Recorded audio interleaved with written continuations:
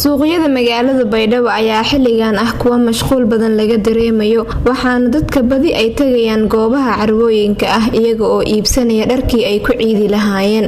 Haddaba waa kuwan qaar ka mid ah ganacsatada suuqyada magaalada Baydhabo oo ka hadlaya isbedelada laga dareemayo xilligan suuqyada ganacsiga ee magaalada Baydhabo. bilaawatay dadkii dhar iidid iyo walgadasho ka mashquulsan yihiin.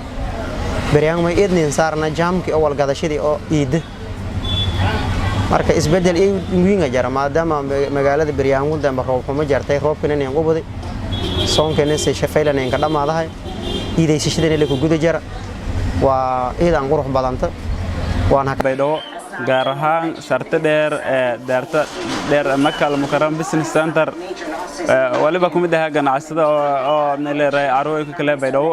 Maalinta ciida ee la filayo ayaa waxaa ka harsan wax ka yar hal toddobaad.